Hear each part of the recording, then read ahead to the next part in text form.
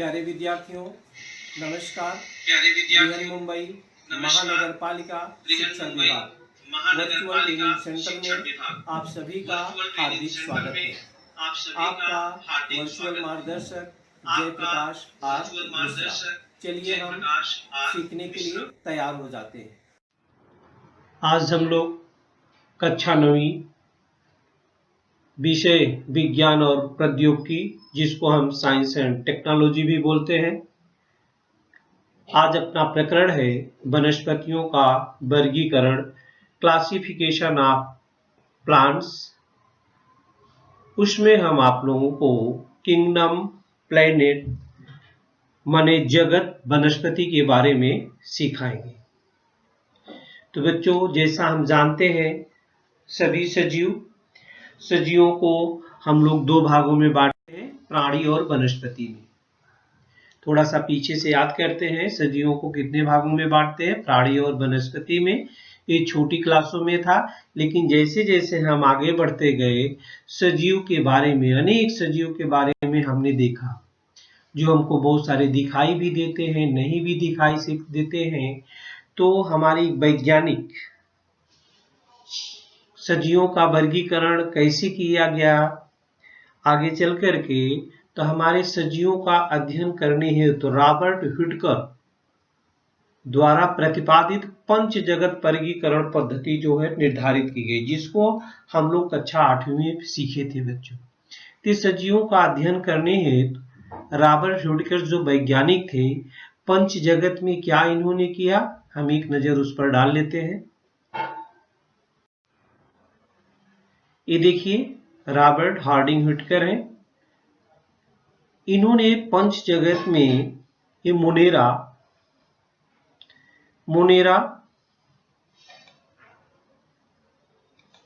देखिए, Monera,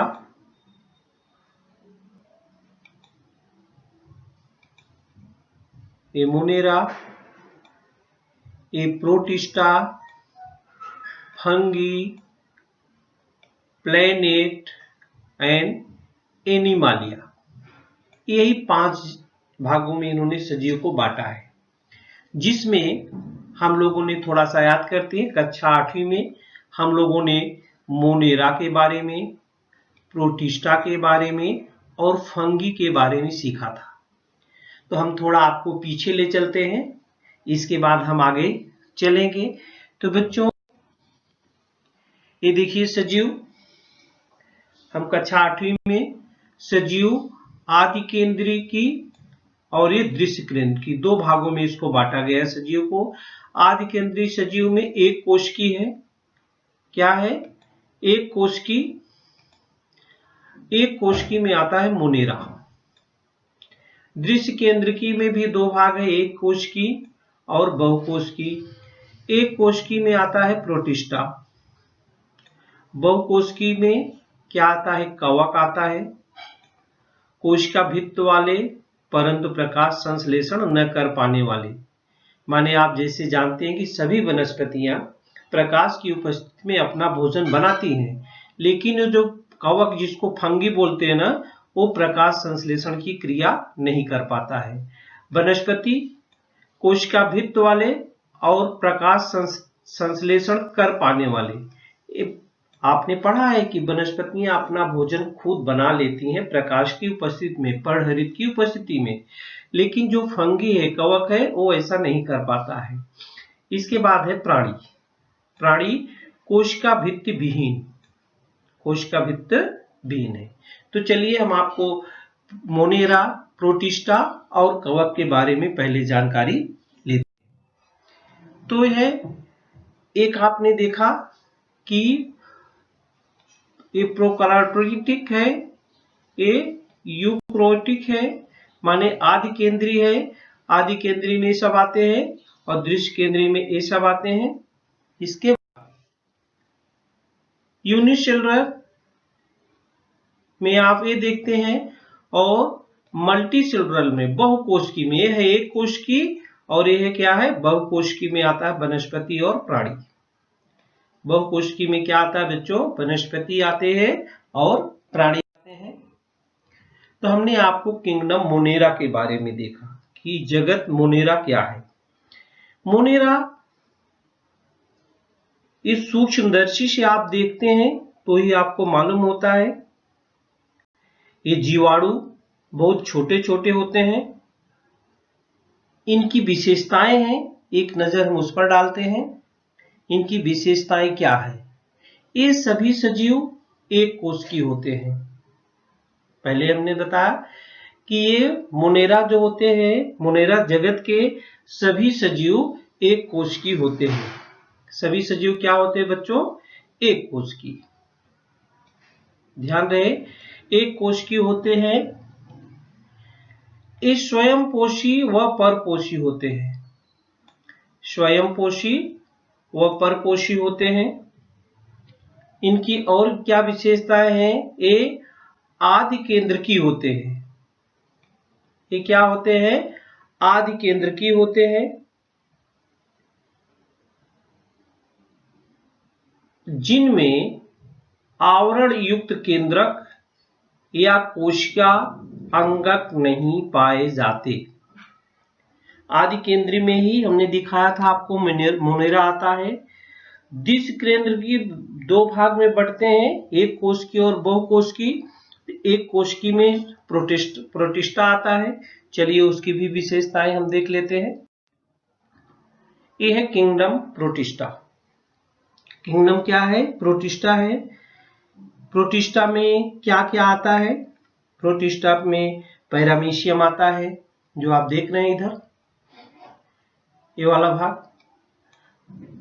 paramecium आता है, वॉल्वॉक्स आता है, यूग्लिना आता है, अमीबा आता है।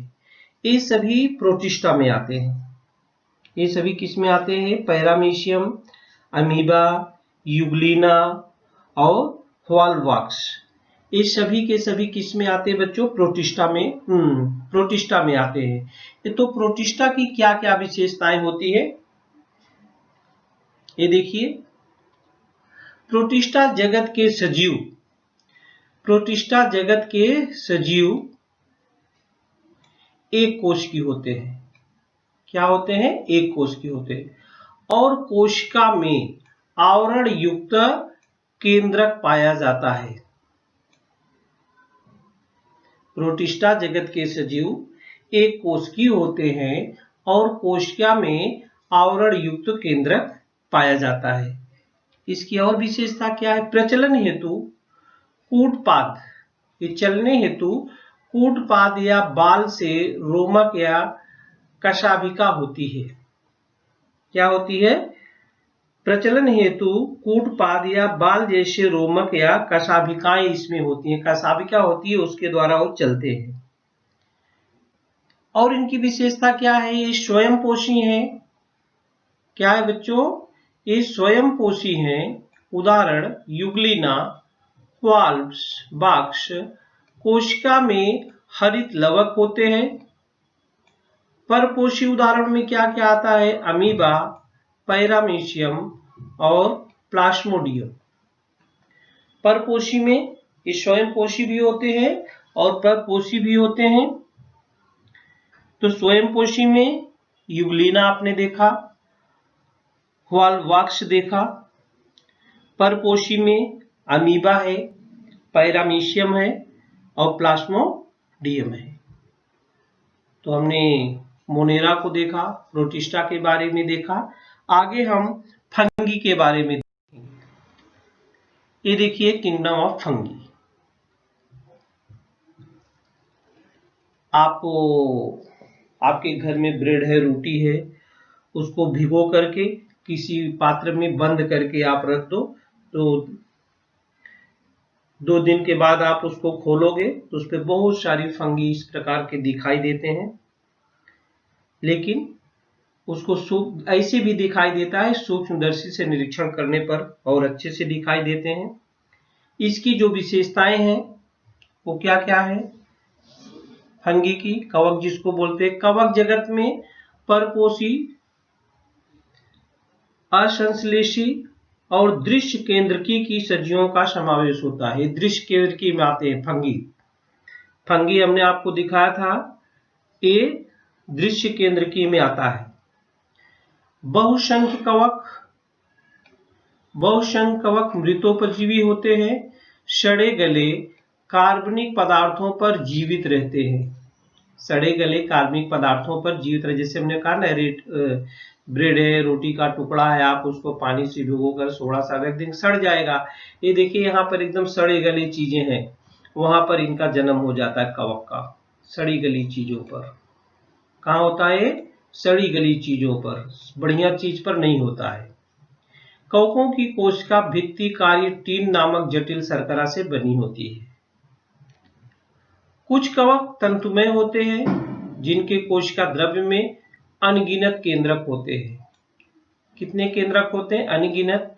कवक किण्वन, बेकरशिस्ट, फफूंदी, एस्परजिलस, भुट्टे पर पाई जाने वाली फफूंदी, पेनिसिलियम, कुकुरमुत्ता, मशरूम, ये सब है कवक, जैसा आप चित्र में देख रहे हैं। तो हमने बच्चों जो हमने कक्षा 8वीं में सीखा था उसी को थोड़ा हम लोगों ने याद किया। अब हमारा जो सजीवों का वर्गीकरण 5 में था, तो 3 हम लोगों ने सीख लिया है, 2 हमारे पास और बचते हैं, जिसमें हमको एक ही सीखना है। फंगी ये भी है।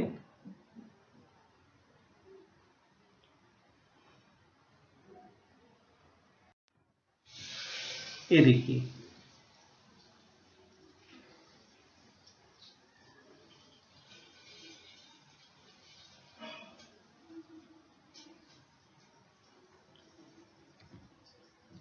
लिविंग ऑर्गेनिज्म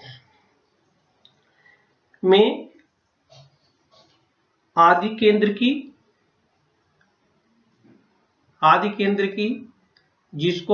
जिसमें मोनेरा आता है, और दृश्य केंद्र की जिसमें एक कोशिकी में प्रोटिस्टा आता है, और मल्टीसेलुलर बहुकोशिकी में कोशिका भित्ति युक्त विथ सेल वॉल लिखा है, इसमें स्वयंपोषी आता है। ऑटोट्रॉफी माने स्वयंपोषी में प्लेनेट आता है, स्वयंपोषी प्लेनेट। और दूसरा है परपोषी में कवक वर्गी आते हैं, फंगी वगैरह आते हैं। और विदाउट सेल वॉल जो होते हैं, जिसको हम कोशिका भित्ति विहीन बोलते हैं, उसमें जो है प्राणी वर्गी आते हैं, जैसा हमने अभी चित्र में पहले देखा था। तो आज हम लोग किंगडम प्लैनेट, जगत वनस्पति के बारे में चर्चा करेंगे। इसमें हम इस वीडियो में जगत वनस्पति, जिसको हम बोलते हैं किंगडम प्लैनेट। तो बच्चों, एक किंगडम प्लैनेट है, वनस्पति जगत, सब इसमें वनस्पतियां ही दिखाई गई हैं। कोशिका भित्ति युक्त दृश्य केंद्र की कोशिकाएं होने वाले स्वयंपोषी सजीवों के समूह को वनस्पति के नाम से पहचाना जाता है। वनस्पतियां, आप सभी जानते हैं, वनस्पतियां पर्णहरित की सहायता से प्रकाश संश्लेषण करती हैं, इसलिए वह स्वयंपोषी बनी होती हैं। वनस्पति जगत में पाए जाने वाले सजीव अन्य सजीवों के लिए भोजन के प्रमुख घटक होते हैं। जैसे बच्चों, हमारा भोजन, हम तो खुद अपना भोजन तैयार नहीं कर सकते, हम किस पर आश्रित हैं? वनस्पतियों पर आश्रित हैं। लेकिन वनस्पतियां अपना भोजन खुद बना लेती हैं, वो दूसरे के ऊपर आश्रित नहीं होती हैं। तो आपने देखा कि विभिन्न भिन्न प्रकार की वनस्पतियां हैं। आपने पहले सीखा था कि वनस्पतियों में जड़ें होती हैं, तने होते हैं, फूल आते, फल आते, पत्ते होते हैं। लेकिन बहुत सारी वनस्पतियां ऐसी भी है जिसमें न जड़ें होती है, न फूल आते, न फल आते हैं। ऐसी भी वनस्पतियां, न उसमें पत्तियां होती हैं। इन्हीं सब की खोज करके इन वनस्पतियों का जो होता है वर्गीकरण किया गया है। कैसे किया गया है? वर्गीकरण का आधार जो चुना गया, वर्गीकरण का आधार plant kingdom and classification system. वनस्पतियों का वर्गीकरण करते समय जो हमारे वैज्ञानिक हैं, उसने सबसे पहले देखा कि वनस्पति के अंग हैं या नहीं है, इस पर विचार किया गया। उनको अलग करते समय, किसी भी चीज को आप अलग करेंगे तो उसके पहले गुण को देखते हैं, उसमें गुण क्या है, उसके आधार पर हम अलग करते हैं। इसके बाद देखा गया अंग है कि नहीं, फिर देखा गया कि वो पानी भोजन जो लेते हैं उनसे संवहन करने हेतु स्वतंत्र संस्थान है कि नहीं, वनस्पतियों में बीज धारण करने की क्षमता है कि नहीं है, जो इनके बीज हैं, फल है, बीज जो है फल से ढका हुआ है कि नहीं है, इस पर भी विचार किया गया। इसके बाद इन सब के जो है आधार पर वनस्पतियों के अलग अलग समूह बनाए गए। वनस्पतियों के क्या किए गए? अलग अलग समूह बनाए गए। इसके बाद देखा गया कि वनस्पतियों में फूल आता है कि नहीं। बहुत सारी आपने जंगलों में वनस्पतियां इधर उधर देखते हैं, उसमें कभी भी फूल आते नहीं है। उसमें फल आता है कि नहीं, इसके आधार पर वैज्ञानिकों ने देखा कि ये बीजपत्री हैं या अबीजपत्री हैं, इसमें बीज होता है कि नहीं होता है। इसमें बीज जो है तो फल से ढके होने या न होने के आधार पर आवृत्त बीजी, अनावृत्त बीजी, इसके आधार पर इसको जो होता है बच्चों दो भागों में बांटा गया। देखिए, वनस्पतियों का वर्गीकरण करते समय सर्वप्रथम वनस्पतियों के अंग है या नहीं, इस पर विचार किया गया। जब उसका वर्गीकरण किया गया तो सबसे पहले देखा गया उस वनस्पति में अंग है या नहीं है। फिर क्या देखा गया? पानी तथा भोजन का वहन करने हेतु स्वतंत्र ऊतक संस्थान उसमें है कि नहीं। स्वतंत्र ऊतक संस्थान है कि नहीं है। फिर आगे चल करके क्या हुआ? वनस्पतियों में बीज धारण करने की क्षमता है या नहीं है। अगर है तो बीज फल से ढका है। अंततः बीज पत्रों की संख्या के आधार पर वनस्पतियों के अलग अलग समूह किए गए। जो अलग अलग समूह किए गए बच्चों, वो प्रमुख रूप से दो भागों में बांट दिया गया। अबीजपत्री वनस्पतियां और बीजपत्री वनस्पतियां। अबीजपत्री वनस्पतियां और बीजपत्री वनस्पतियां। तो हम अगले वीडियो में आपको अबीजपत्री वनस्पतियां और बीजपत्री दोनों के बारे में हम बताने वाले हैं। अबीजपत्री वनस्पतियों को तीन विभागों में बांटा गया है। थोड़ा सा हम आपको बता देंगे। थैलोफाइटा, ब्रायोफाइटा और टेरिडोफाइटा। और बीजपत्री जो वनस्पतियां हैं उसमें अनावृत बीजी वनस्पतियां और आवृत बीजी वनस्पतियां।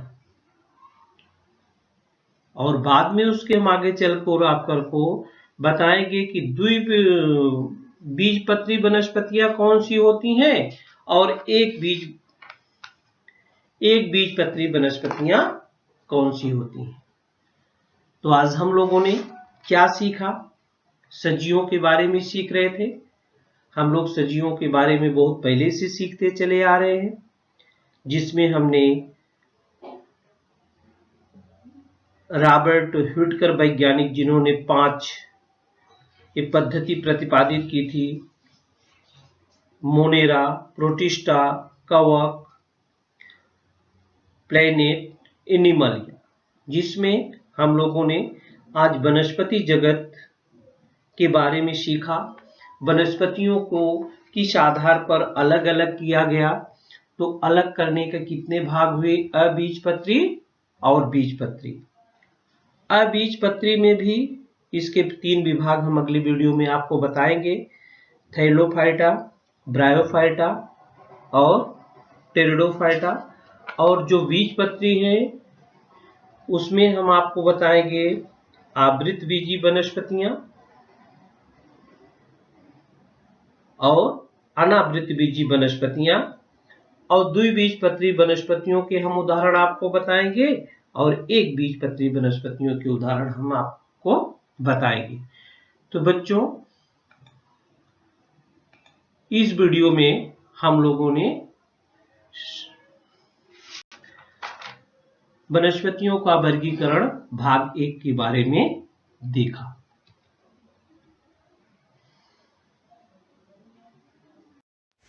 प्यारे विद्यार्थियों, हमने जो आज सीखा, हमें पूर्ण विश्वास है आप उसको अच्छी तरह से सीख चुके हैं और उसका आप अच्छी तरह से अभ्यास भी करेंगे। आज के लिए इतना ही, धन्यवाद।